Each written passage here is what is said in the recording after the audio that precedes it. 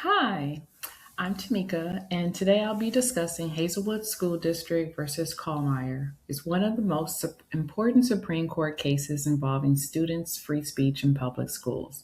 As future school leaders, we'll be faced with making decisions that balance students' First Amendment rights while also protecting the education mission of our schools. Even though this case was decided among almost 40 years ago, it is still very relevant because of the ways students communicate today through technology and social media. The Hazelwood case began in 1983 at Hazelwood East High School in St. Louis, Missouri. Students in a journalism class wrote articles for their school newspaper, The Spectrum. Two of the articles discussed teen pregnancy and the effects of divorce on students.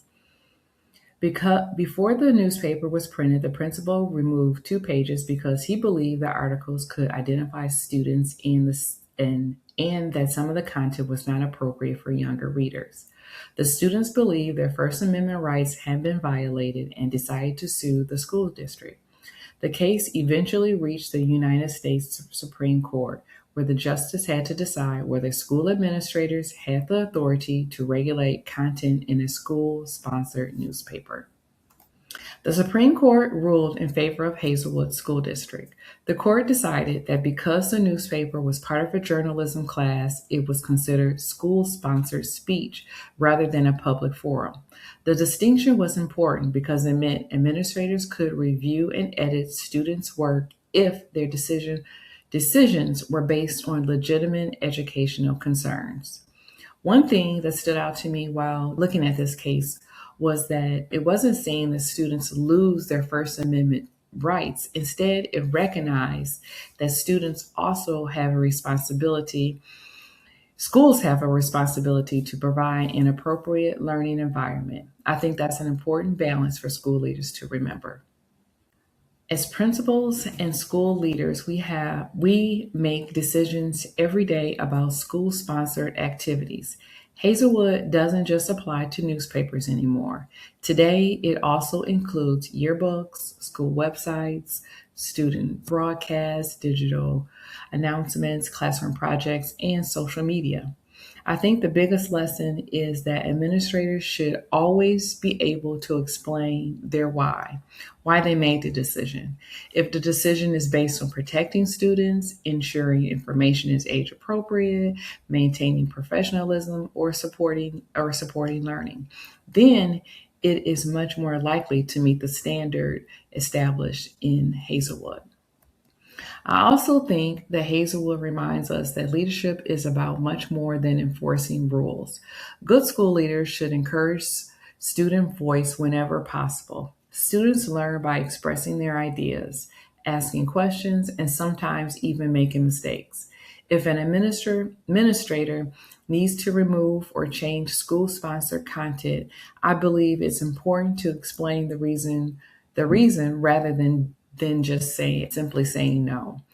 That builds trust with students, teachers, and families.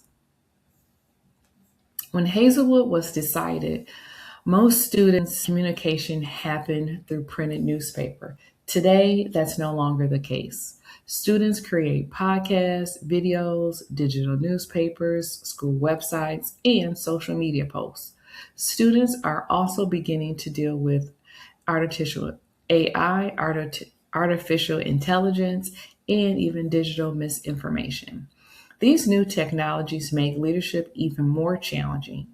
School leaders have to think carefully about whether student speech represents the school and whether there is a legitimate educational reason to intervene.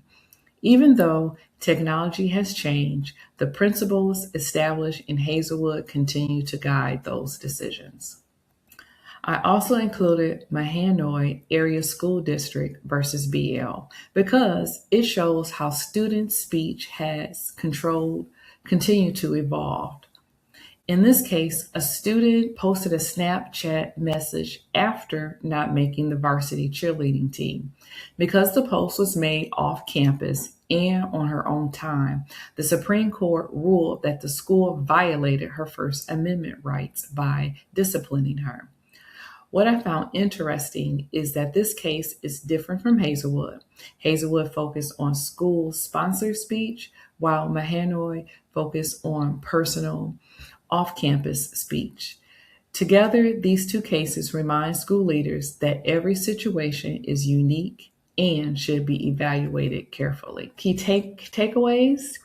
In conclusion, I believe Hazelwood continues to be one of the most important school law cases for educational leaders. It reminds us that protecting student rights and maintaining a positive learning environment are not competing goals. Instead, they should work together.